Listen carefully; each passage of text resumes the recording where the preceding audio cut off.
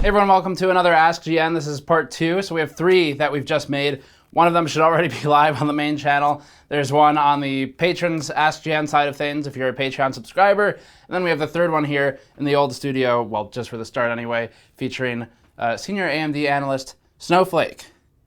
How's it going? Before that, this video is brought to you by the Gigabyte Z390 Aorus Master motherboard, which comes equipped with one of the more powerful Z390 VRMs for heavier overclocks on the new 9th gen Intel CPUs. The Aorus Master is also one of the few motherboards with a real heatsink this generation, featuring a mix of high surface area fins and looks-oriented cover blocks.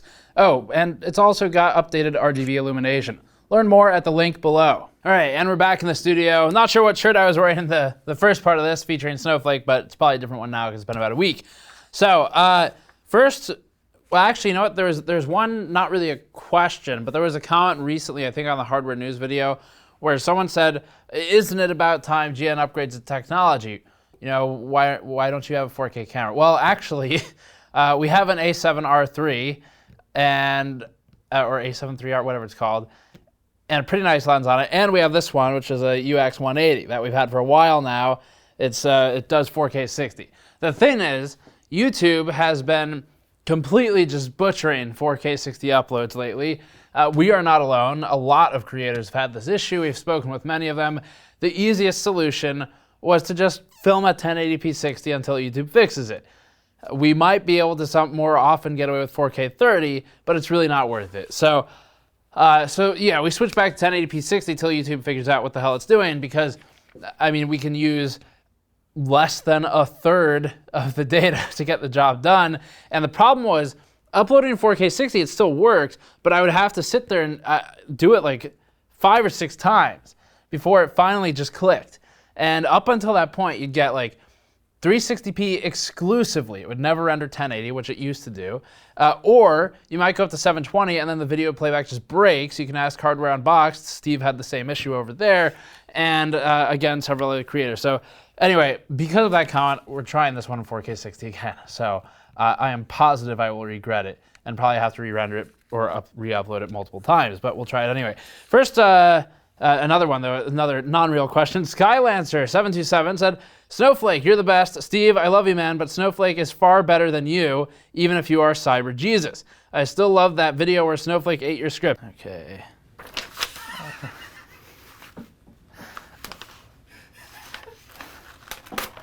Okay, she's not a fan of the NVIDIA news items. We're killing the NVIDIA NDA discussion and the GTX 1050 discussion. You done? Thank you.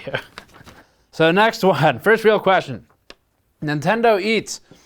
In the early days of 3D accelerator cards, dedicated pipelines and fixed function hardware engines were an important part of overall performance, provided that game developers targeted those features.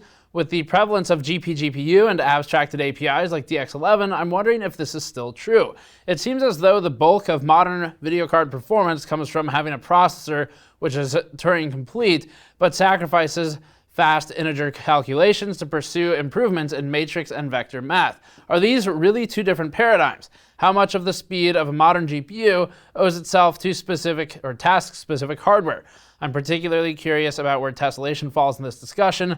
Thanks as ever for the great work. For this one, this is a fantastically worded question. Thank you for making it so well written. I actually pitched this over to David Cantor, who's an expert analyst. He might as well be among the architects that we interview in terms of knowledge. And so I pitched it over to him because he's about the best we can get to answer this one. David said the following: the rasterizer is fixed function, and most importantly, so is the texturing. I'm not entirely sure about tessellation. If you look at Intel's studies on LRB, they might give you somewhat of a hint in the context of much older DX9 and DX10 stuff. Today, there's a lot more compute shading in games. A CPU and GPU are really very different. It's not just fixed function hardware that differentiates them. GPUs are efficient for throughput tasks and terrible at anything latency sensitive. CPUs are designed for excellent latency and are okay at throughput. That impacts everything from transistors to circuit design to architecture. So there's David's quick short take on it, and I will say too, specifically to his point of compute shading in games and stuff like that. So we've noticed specific games like Shadow of War and Sniper Elite 4 to some extent. There's at least one other one. I want to say maybe Rise of the Tomb Raider. Not sure about Shadow, but Rise of the Tomb Raider. I think those 3 games specifically. Wolfenstein 2, that's another one. Those are all, they actually do leverage some of that that integer pipeline in Turing, for example. And that's something we talked about in our interview with NVIDIA at CES. So if you're curious about more of that side of things, you can check that out. But that is David's answer for you. Next one, Roger asks, paying for a review. Is paying for a review necessarily a bad thing so long as they aren't paying you for a biased review? They're just offering to compensate you for your time. That's a terrible thing. It's really bad. On the list of bad things for a review outlet, a media outlet, it is the top bad thing. There's not a bad thing worse than that for a media outlet. Now, if you're talking an influencer, it's not really a review at that point. It's marketing. But let's just pretend the influencer, the uploader, markets it as a review. If they're paid for it, they disclose it, and everyone knows that they regard themselves as an influencer, then it's a little different, but not much. It's still like bad things in our eyes. So here's how I break down. I'm going to make this as short as I can and not like go on a rant about it and try and stay organized in my thoughts. So you do have... I fully understand your question. It's a great question. Thank you for answering it. Let me get that out of the way first. So let's address this point by point. They are, where do I start with this? So long as they aren't paying you for a biased review. Starting with so long as they aren't paying you, they would be paying me. And then for a biased review, I'll break it down as transparently as possible. It is already very difficult to filter out certain bias issues with just with like working with the companies. For example, if we're working with a product and we have a hell of a hard time with the PR team, but the product might be perfectly fine, but the PR team is maybe awful, really hard to work with, duplicitous, stuff like that. It's happened, and it still happens every now and then. It's a bit less often, but it still happens. So in that scenario where you've got pretty good product, horrible team to work with, that alone is really difficult to filter out that bias. You're constantly like, I don't attack the product just because I don't like these people that I work with. If the product is its own thing, the consumers will never interact with those people. Those people shouldn't really influence the review of the product because it's not relevant. It's not relevant to what the consumer's experience will be. They're not dealing with PR in this made-up scenario. So this is a scenario that has happened probably at least once a year, depending on the cycles of the time. So that alone, not involving money, just involving relations, that is difficult to filter out. Like we have to make active efforts, and we do peer review and things like that sometimes to really make sure, like, was this too much? Did I go too far here? Does this seem reasonable to you, someone else, in the team? Does this seem reasonable? And if it doesn't, tell me why, and we'll tone it. We'll dial it back before we publish and reevaluate. So that's difficult. Once you add money to the mix, it's just, you can pay for things like for ads. Ads we're fine with, obviously, and the way our ad model works isn't really worth going into in this question, but we just run a random ad on the video, basically, is how it works. They don't buy a specific ad for a specific video, they just buy ads, and then we run them on the videos. So that's one thing. But paying for the time to review the product is another. And the thing is, you have to look at what's our business model, how do we make money? And the way we make money, ultimately, is to produce content. A review is content that we produce. They don't pay for that. Effectively, you are paying for that. And either it's directly, maybe you buy stuff on the store, maybe you support on Patreon, or it's indirectly. You watch the video, you get a YouTube ad, or sort of indirectly, you might have YouTube Red or Premium, as it's called now, and we get a small cut of that. Or maybe you add super chats during the live streams. Either way, at some level, you, the viewers, are paying for it. And it's either with money actually out of your pocket, and for that we are greatly thankful, or it's just from your eyes, from seeing an ad that YouTube runs and chooses and we really have no control over before the video. So that's how we make money. We produce content. That is the business model. We make the content, we put it out there, we run ads, we sell some, merch, shirts like this, and then we get money from those transactions. To then add another layer of the manufacturer paying for that is just, it's not only, it's not necessary. It's not how we make the money, because we're already making the money from all the other stuff. The more views we get, the more ads that serve, the more people who buy stuff or support on Patreon, that's where the money comes from. So the time should not be compensated for a reviewer, especially by the company that has asked for the review, or maybe they haven't, but you are reviewing their product. There are times when a company can transact by giving an organization money to do something with their product, but those things, they're either like really specific projects, and to give you an example, there was what was that? There was a series that Fractal did with Kyle and I think Jay. It was really good, and they just built a computer, I think, while they were on a boat or in a tank or something insane like that. So that's an example of a sponsored piece of content, which we don't really do that. That's not part of our business model. But for something like that, it's totally appropriate. It's entertainment, and it's ridiculous. And there's no way that these YouTubers, on average, would come up with that idea and then go fund it and work together and do all the logistics. So in that scenario, it kind of makes sense. It's an entertainment value thing. They're not really reviewing the Fractal case. They're just working with it in a fun manner. So, trying to build a computer while a tank is bouncing around or whatever it was. I don't know if it was, was it a tank? I don't know. But that seems too crazy. I think it was, though. But, that's one thing. But to then say, I want to pay for your review of this CPU, of this video card, whatever, all I'm doing is compensating your time. Well, what happens then if you give a bad review? It's going to soil the relationship. They won't get it. They're going to feel offended. And you're like, well, what the heck? The product wasn't good. So to avoid that, and to avoid the alternative, which is you tone down the review, the harshness of the review, you just don't accept payment to review products, period. So that's my explanation of how we make money and why we don't take the money for it. I didn't fully explain why exactly this is bad, but I think you can kind of connect the dots, when I'm talking about it's hard enough to isolate relationships from products.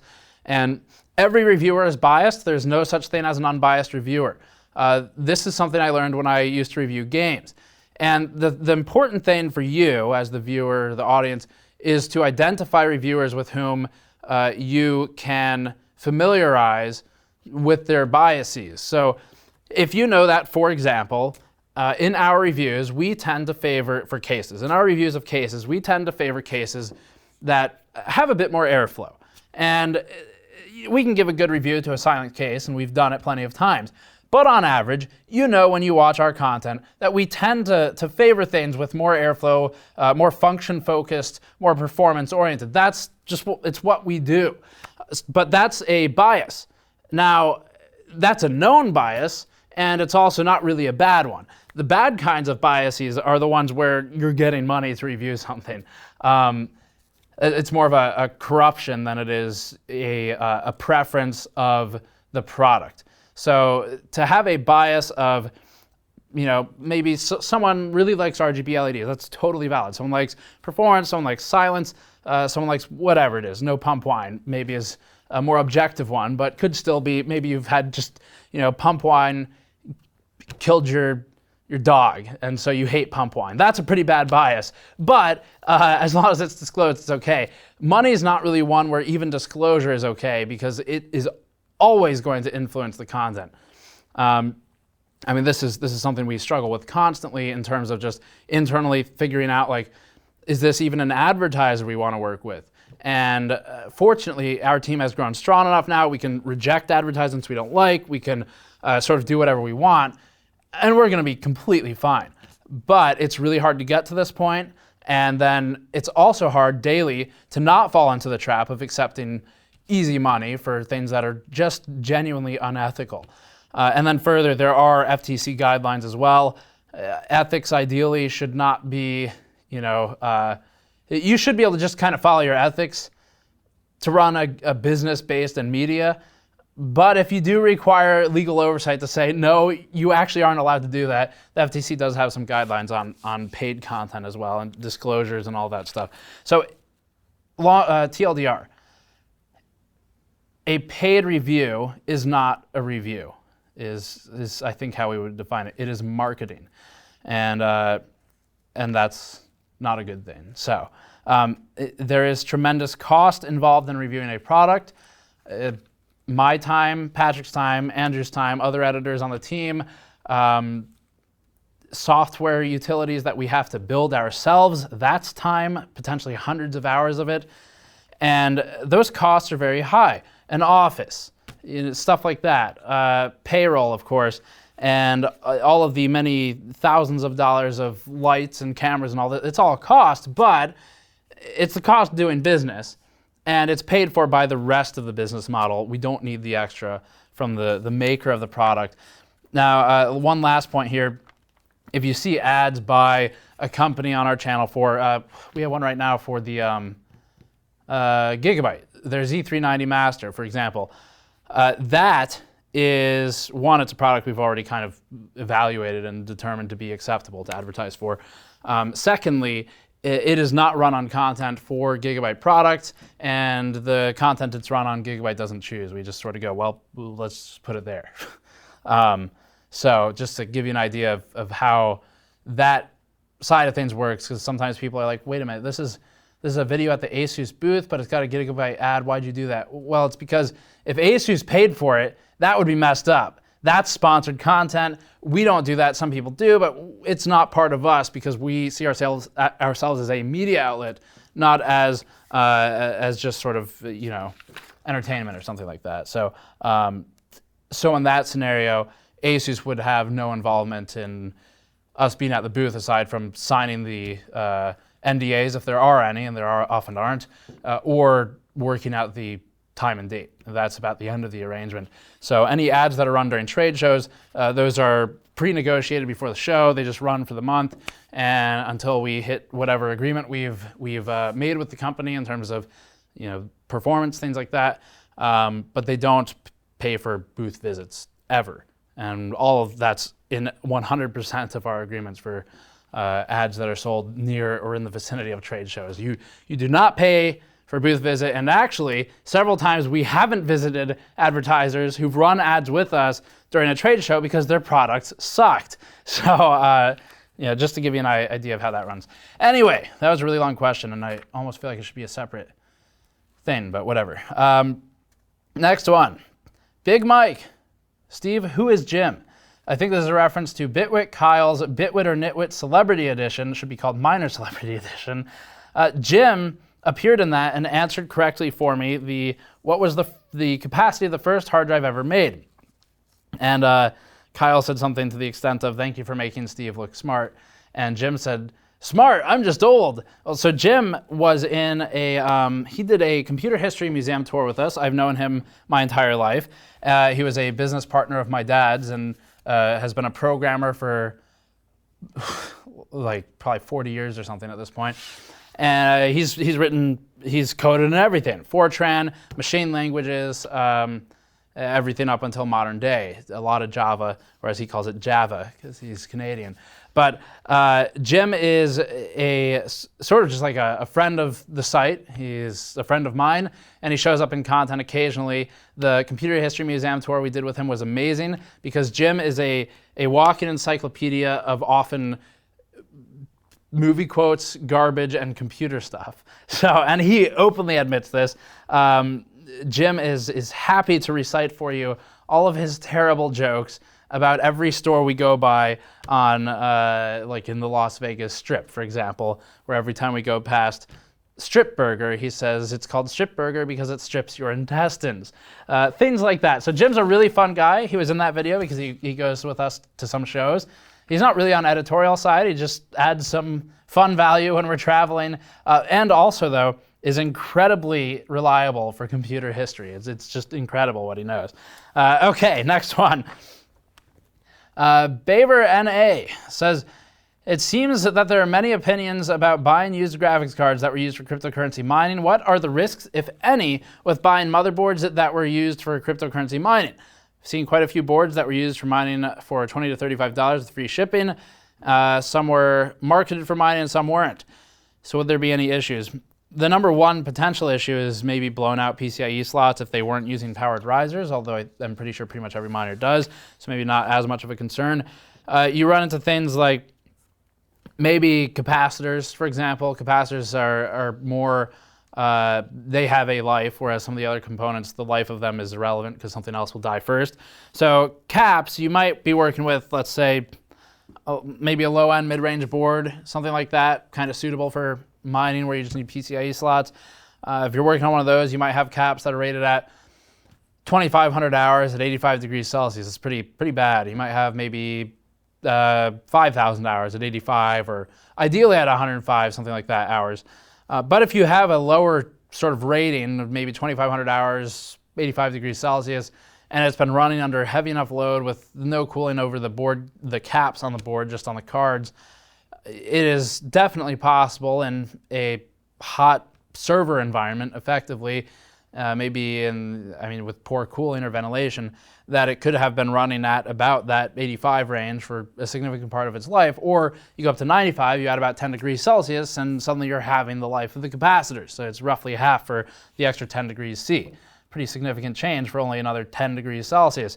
And that's, I guess, your main risk. How realistic is this risk? I don't know. It depends on, I guess, the mining operation and how well cooled it was, where the caps are on the board. Do they have a heatsink fan on the CPU that's downdraft or something like that? There's a million variables. But that would be probably your number one risk, is at some point does a cap blow out sooner than it would if you had bought new. That said, if they ran at about spec and is rated for 2,500 hours and it ran for, well, actually, it wouldn't take that long to kill that if you're running at 24/7 mining under load. It's just a question of, was it actually at 85C? And probably a lot of the times the answer is no. It just has to be in a bad environment. So that would be my main concern. I don't know really how relevant that is ultimately, because there's just so many variables. And if it had enough airflow over it, it's probably not really that abused. But I would likely avoid the lower end boards that were used for mining for that reason, because if they have just bad caps to begin with that have then been abused 24/7, potentially in a hot environment, you don't want to build a whole system and then in a year you can't use it. You got to replace the motherboard. That kind of sucks. So, but I don't know. Speaking of biases from earlier, this would be a bias of mine. Is I don't generally like to buy used hardware, even if logically it's sound, just because I value my time greatly, and I would rather spend an extra X dollars than to deal with a couple hours of downtime later, which could cost me, potentially a lot of money, depending on when the downtime is. Next one. Oh, I had some other notes here. Oh yeah, you might be missing some advanced overclocking options. They might have some settings pre-configured, make sure you clear BIOS, stuff like that. Reduced PCIe generation, for example, might be one that they set. Next one, LPi, I think on Discord. I was wondering if you'll soon do any memory pricing status post-CES like you did with GDDR5 versus HBM, and why AMD chose the latter for Vega, and you can combine that with DDR4 pricing as well.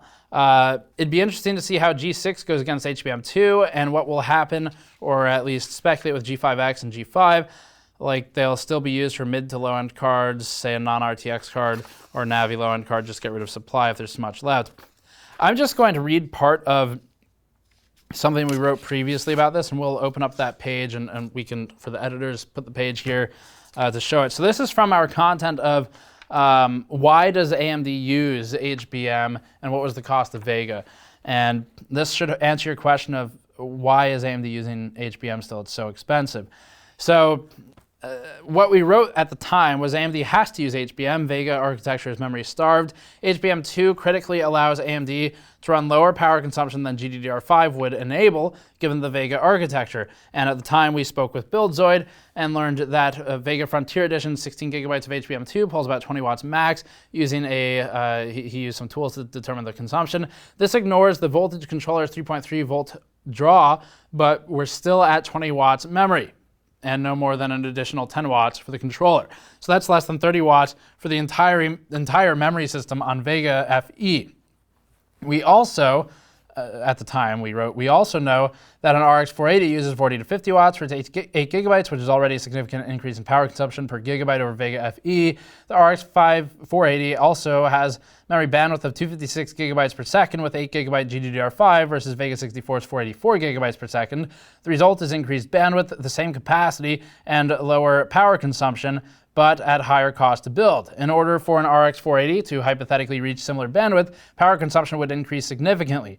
Buildzoid at the time calculated that a hypothetical 384-bit GDDR5 bus on Polaris architecture would push 60 to 75 watts, and an imaginary 512-bit bus would do 80 to 100. For this reason alone, HBM2 saves AMD from high power budget that would otherwise be spent solely on memory. This comes down to an architectural decision made many years ago by AMD, which were most readily solved for with HBM2.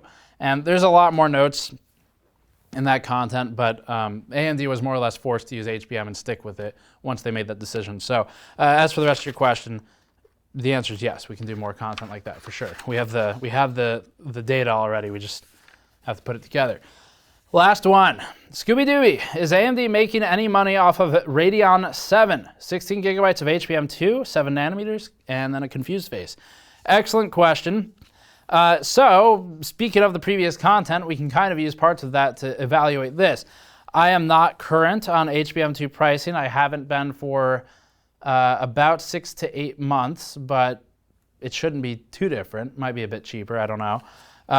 So keep that in mind. I would need to go, I don't know, last time I got lucky, I sat next to someone on a plane from SK Hynix, and then he got drunk and told me everything. So I haven't had that happen for 8 months. But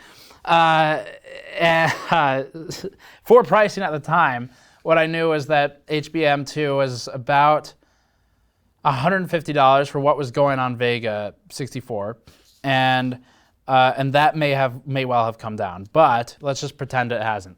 If it hasn't, then you're looking at upwards of $250, $300 for HBM2 on, what would be sitting here is the Radeon VII card. So that's a lot of money. I mean, that's for cost. That's what AMD pays. And then you're talking GPU cost too. I don't know what that is, but the interposer plus the yield might be like $25, something like that. And then you're dealing with the die yield. You're dealing with die on interposer yield with HBM as well. So the costs add up very quickly. Are they making money on it? I would say yes. They're not selling at a loss. They really can't afford to.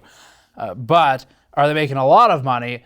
No, probably not. And for anyone who complains about the pricing, I mean, we'll see how the performance is, of course. I don't know when this video will go up, but we'll see how the performance is and if it's justified. But if anyone's complaining about the pricing, there's only so much that does, because AMD can't reasonably sell it at a loss. So I would say it's close. I would estimate their costs to be quite high. I mean, probably approaching, I don't know, if we're at 300 for memory, assuming the price hasn't changed, it probably has. 300 for memory plus board components. You've probably, call it $50 or something for all of the miscellaneous board components, PCB, all that stuff, maybe a bit more.